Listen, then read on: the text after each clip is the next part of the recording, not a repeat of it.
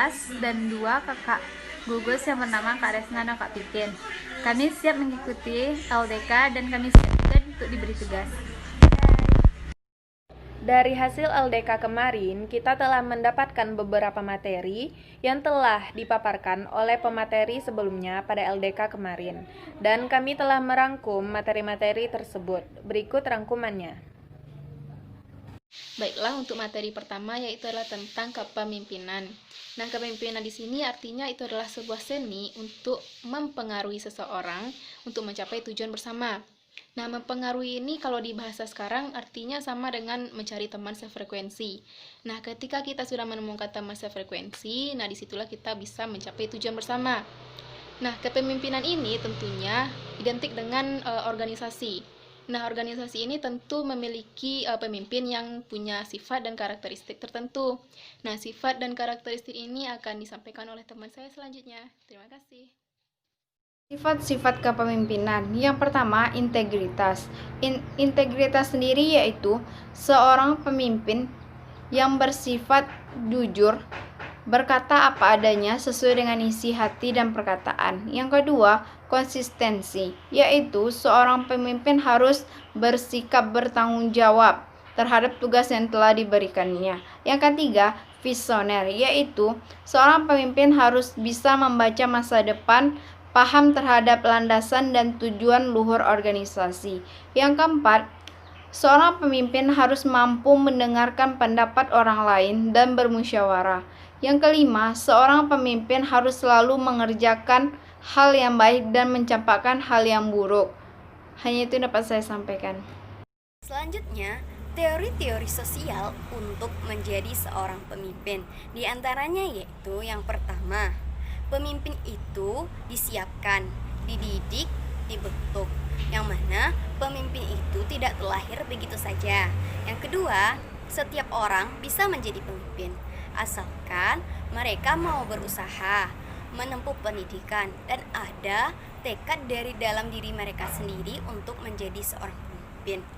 Kemudian, Tan Malaka juga pernah berkata, jika kaum muda yang belajar di sekolah, kemudian ia merasa terlalu tinggi dan merasa pintar melebur di masyarakat, sedangkan mereka hanya memiliki cita-cita yang sederhana saja.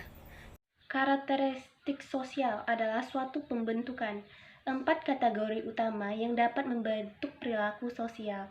Yang pertama adalah perilaku dan karakteristik orang lain. Yang kedua, faktor lingkungan. Faktor lingkungan sangatlah berpengaruh dalam membentuk suatu karakter diri sendiri atau orang lain. Yang kedua adalah proses kognitif. Yang ketiga adalah tata budaya. Hal yang dianjurkan untuk membangun suatu karakteristik yang pertama adalah masuk organisasi. Saat memasuki organisasi, kita mempunyai hal-hal atau pengalaman yang baru. Yang kedua adalah membangun relasi. Yang ketiga adalah ikut ruang-ruang diskusi. Saat kita memasuki ruangan diskusi, kita bisa menghargai pendapat orang lain, kita bisa berganti pikiran, dan memperoleh informasi-informasi yang baru.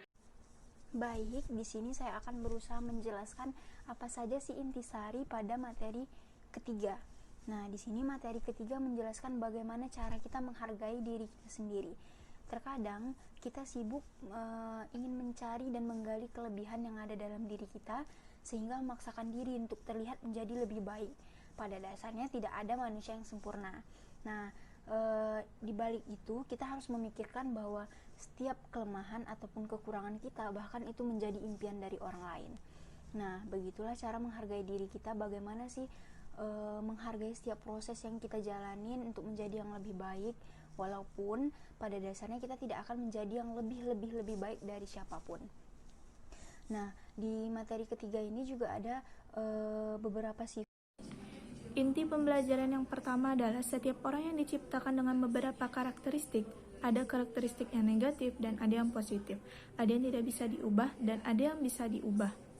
Inti pembelajaran kedua yaitu setiap orang harus belajar untuk mengubah hal-hal yang bisa diubah dan belajar menerima hal-hal yang tidak bisa diubah. Inti pembelajaran ketiga, kita harus yakin Allah tidak pernah salah dalam menciptakan apapun. Kita diciptakan oleh Allah untuk suatu tujuan. Maknanya, kita harus bersyukur. Inti pembelajaran keempat, pandanglah dirimu secara adil dengan seimbang. Jangan menganggap diri kita lebih tinggi karena hal itu akan membuat kita menjadi sombong. Pasti orang tidak akan suka sama kita.